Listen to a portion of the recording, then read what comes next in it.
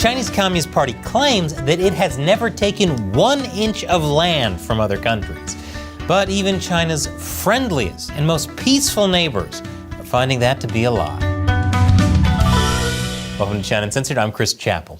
Did you know that you don't have to worry about wars and global conflicts anymore? Because Chinese leader Xi Jinping recently assured everyone that China will safeguard world peace. So the Ukraine, Russia, and Israel, Hamas, and soon-to-be Iran wars are all over. Hooray! Someone should probably tell Ukraine, Russia, Israel, Hamas, and Iran. In a speech given about a month ago at a celebration for the 75th anniversary of the founding of the People's Republic of China, Xi said that Beijing will always stand on the right side of history and human progress, and promote world peace and tranquility and human progress. And when a Chinese leader declares himself a champion of human progress twice, I guess it must be true. He's definitely helping the progress of the Uyghurs from alive to dead. But back to Xi's dedication to world peace.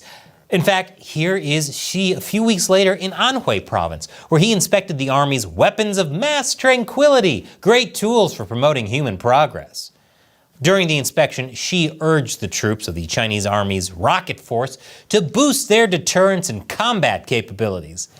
Definitely the words of a champion of world peace.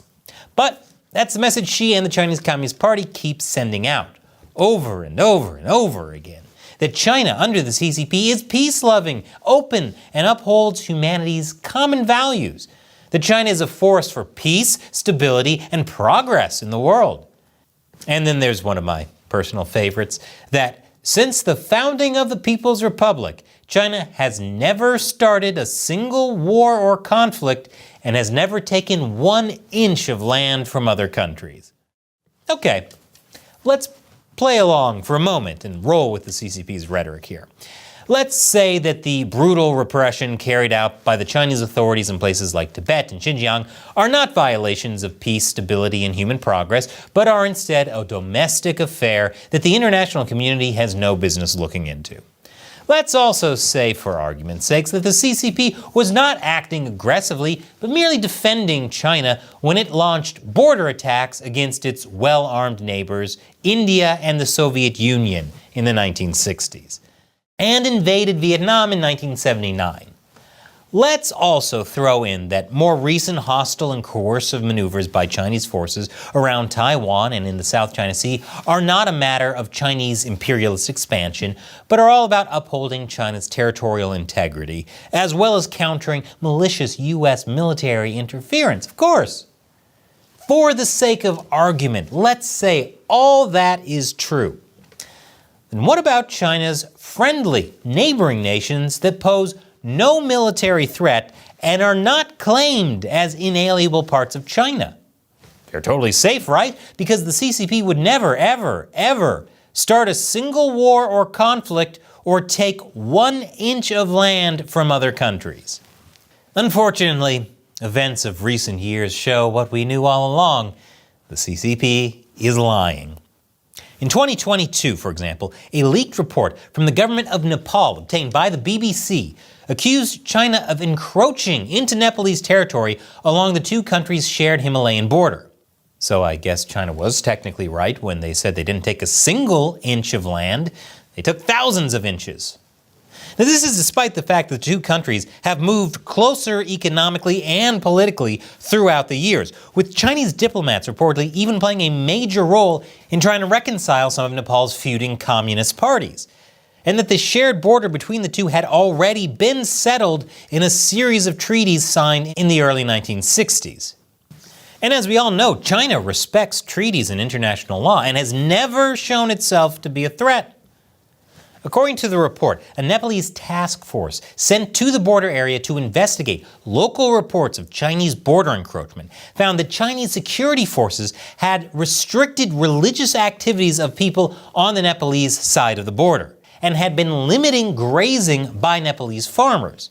It also found that the Chinese were building a fence around a border pillar and were attempting to construct a canal and a road inside Nepal. But that's nothing compared to what's happening in the nearby Himalayan nation of Bhutan. Bhutan is a small, landlocked country, slightly bigger than Maryland, with a population of around 800,000 people, about the same as North Dakota.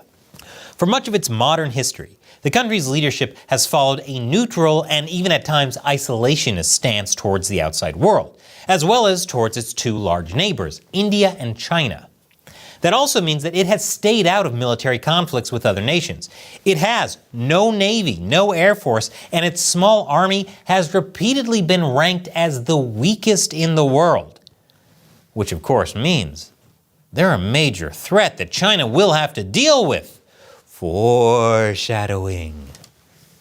In terms of relations with its northern Chinese neighbor, Bhutan and Beijing signed a treaty back in 1998, in which they both proclaimed mutual respect for each other's sovereignty and territorial integrity, and agreed to refrain from taking any unilateral action to change the status quo of the border, essentially promising each other that neither one will encroach on the other's territory.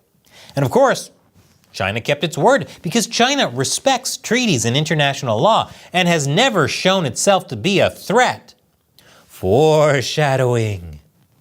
Already before that in the 1980s, Bhutan tried to show good faith by relinquishing its claim to a 154 square mile stretch of land called Kuala Kari in its northern border with China. Despite all this, however, Bhutan has come under increasing pressure from Beijing. The Chinese have built massive infrastructure with hundreds of concrete structures, military posts, and administrative centers in multiple locations inside Bhutanese territory. Satellite imagery shows that much of this construction has been focused on raising 22 settlements, with a report from last month documenting how the Chinese authorities are in the process of relocating or have already relocated about 7,000 people from inside China to these settlements at great expense. Accompanying the Chinese civilians is an unknown military personnel, armed with human progress projectiles. 8 of these settlements have been built in the western part of Bhutan, close to a region where the borders of Bhutan, China, and India intersect around a strategically important plateau named Doklam. According to experts behind last month's report, these villages have most likely been built in order to provide the Chinese military with better access to Doklam, which would give Chinese forces a major strategic advantage if another confrontation were to break out with India. China has so many conflicts, they start new conflicts to help them win their other conflicts. It's like a conflict turducken, which is when a turkey murders a duck that murders a chicken. Control over Doklam would place the Chinese army in an excellent position to block India's 14-mile-wide Siliguri corridor, also known as the Chicken's Neck, which is the only land bridge connecting India to its 7 northeastern states. But apart from the 8 settlements near the Doklam Plateau, there are 14 other settlements that have been built by the Chinese in areas of northeastern Bhutan.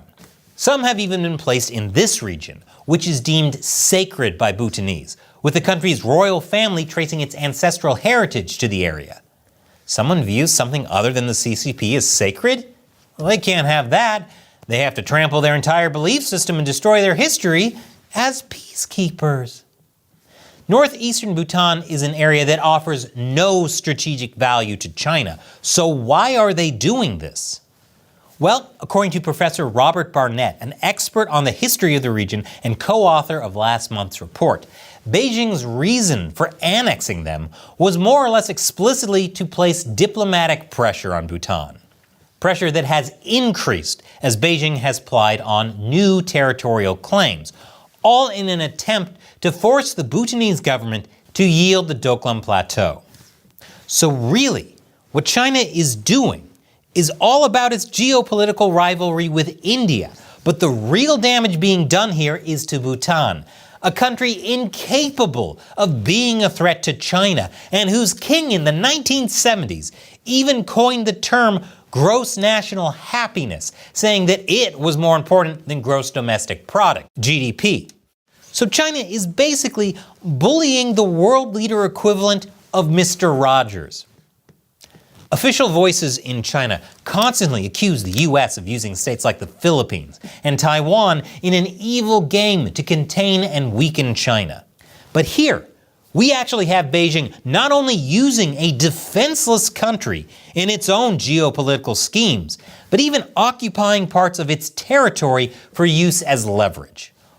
All of China's accusations are just projections, which are their second worst projections after their human progress projectiles. At the same time, Beijing is in breach of its own peace and tranquility treaty with Bhutan from 1998. It's also blatantly turning its back on its own rhetoric about never taking an inch of another country's land, when even some of China's friendliest and most non-threatening neighbors, like Bhutan and Nepal, are faced with Chinese encroachment on their territory. Besides the CCP's obvious violations here, the harmlessness of Nepal and Bhutan could be part of the issue too. Professor Barnett argues that the reason why China has chosen this hard-fisted tactic against Bhutan may be because it rightly calculated that the cost would all be Bhutan's. The experience of Bhutan and Nepal should therefore stand as a warning to China's other neighbors that a soft approach towards the Chinese government will be viewed as weakness. And if they discover they can exploit a power imbalance to take land from a neighboring country at no cost to themselves, there's nothing stopping them from doing so. All the cozy CCP rhetoric about peace and respect is just a smokescreen. Behind it towers the cold, calculating presence of an expansionist power that only promotes this type of human progress.